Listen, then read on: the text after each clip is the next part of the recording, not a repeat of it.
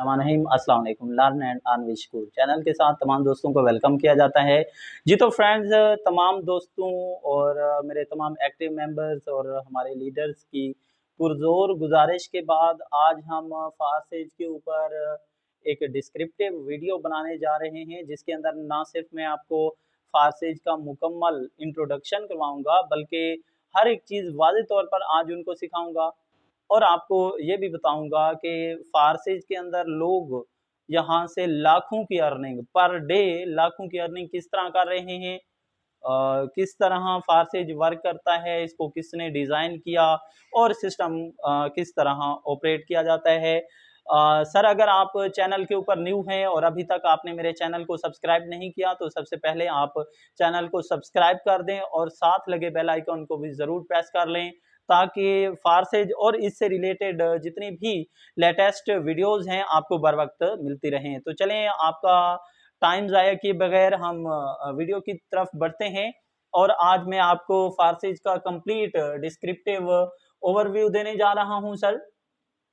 Sir फारसेज BUSD, इनको mister लाडो जो कि रशियन हैं, इन्होंने और इनके चंद साथियों ने, तकरीबन 8 मेंबर्स का ये ग्रुप था जिन्होंने इस सिस्टम को डिजाइन किया। डिजाइन करने से मुराद ये है कि सर इन्होंने फारसेज के जो प्लान X3, X4, XXX और X गोल्ड के प्लान की कोडिंग की, मतलब उसको डेवलप किया, डिजाइन किया और डिजाइन करने के बाद उन्होंने सिस्टम को ब्लॉकचेन टेक्नोलॉजी के ऊपर डाल दिया। सर जो ही फारसेज का प्लान ब्लॉकचेन टेक्नोलॉजी के ऊपर आया तो ये 100% डिसेंट्रलाइज्ड हो गया।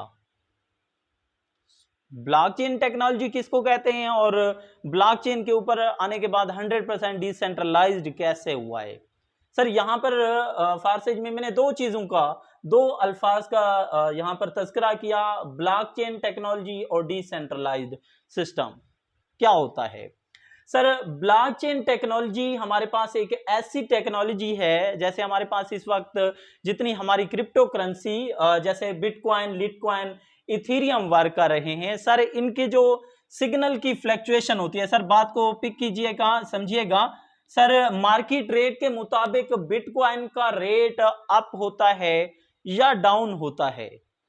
सर इसके सिग्नल की जो फ्लक्चुएशन होती है वो ऑटो सिस्टम के तहत होती है। कोई भी ह्यूमन सोर्स इस सिग्नल को कंट्रोल नहीं कर सकता और ना ही कर पाएगा। क्यों? क्योंकि सर ये ब्लॉकचेन टेक्नोलॉजी के ऊपर वर्क कर रहा होता है दुनिया भर का कोई भी हैकर, बल्कि मैं यूं कहता हूं सर, दुनिया भर के तमाम हैकर्स मिलके बिटकॉइन के सिग्नल की कोडिंग के अंदर सर अगर 1 डिजिट का भी रद्दोबदल, उसमें कोई मॉडिफिकेशन, कोई तरमीम अपने लिहाज से करना चाहें तो नहीं कर सकते। सर मार्केट रेट के मुताबिक उसका रेट अप होता है, डाउन होता है ऑटो सिस्टम के तहत, और जो टेक्नोलॉजी इसको कंट्रोल करती है उस टेक्नोलॉजी को हम नाम देते हैं ब्लॉकचेन टेक्नोलॉजी। सर फारसेज को मिस्टर लाडो और उनके कुछ दोस्तों ने सर इसको डिजाइन किया और डिजाइन करने के बाद ब्लॉकचेन के ऊपर डाल दिया।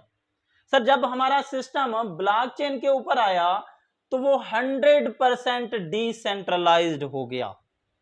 अब डिसेंट्रलाइज से क्या मुराद है, और ब्लॉकचेन के ऊपर आने के बाद वो डिसेंट्रलाइज्ड कैसे हो गया? सर समझिएगा, इस वक्त सर दो किस्म की ऑर्गेनाइजेशन, दो किस्म के सिस्टम, दो किस्म की वेबसाइट्स या दो किस्म के यूं समझ लें कि डिपार्टमेंट्स कह लें, वर्क कर रहे हैं। सर एक को हम नाम देते हैं सेंट्रलाइज्ड सिस्टम का और दूसरे को हम नाम देते हैं डिसेंट्रलाइज्ड सिस्टम का। So what is difference, main difference between centralised and decentralised system?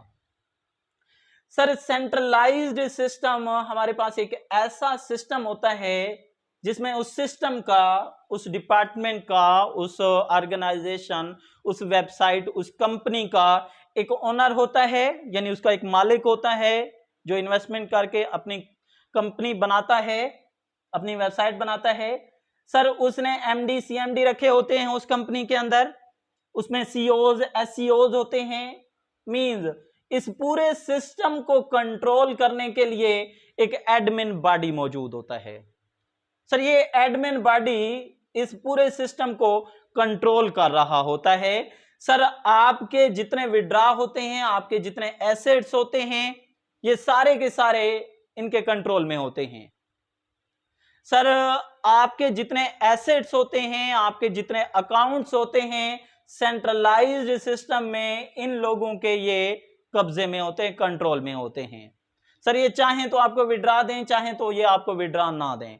Withdraw के ऊपर इन्होंने लिमिटेशन लगाई होती है, मतलब इन्होंने लिमिटेशन रखी होती है कि आपके $10 होंगे तभी आप विड्रॉ कर सकते हैं, $10 नहीं हुए तो आप विड्रॉ नहीं कर सकते। जब आप विड्रॉ करने लगेंगे फिर ये लोग इसके ऊपर टैक्स लगाएंगे, और फॉर एग्जांपल आपने $10 का विड्रॉ किया है तो एट द एंड आपके अकाउंट तक $8 की अमाउंट आएगी। बाकी जो है टैक्स की सूरत में ये एडमिन बॉडी जो है इनके वैलेट में चले जाते हैं। एनी हाउ सर आप सेंट्रलाइज्ड सिस्टम में जब काम कर रहे होते हैं तो आपकी वर्किंग का आपको 20 to 30% पे आउट मिलता है। सर देखें, जब आप किसी भी कंपनी के अंदर, किसी वेबसाइट, किसी ऑर्गेनाइजेशन में वर्क कर रहे होते हैं, सर मेन रोल वर्कर का होता है। सबसे मेन रोल, सबसे मेन इनपुट जो है वर्कर देते हैं, लेकिन उनको आउटपुट कितनी मिलती है सिस्टम के अंदर? 20 to 30%। सर 70 to 80% ये जो एडमिन बॉडी बैठा है इनके प्रोटोकॉल में, इनकी सैलरीज में यूज हो जाता है, या फिर एट द एंड जो ओनर है वो ले जाता है। काम हम करते हैं, मेहनत हम करते हैं, टीम हम बनाते हैं, और एट द एंड रिवार्ड कौन ले जाता है?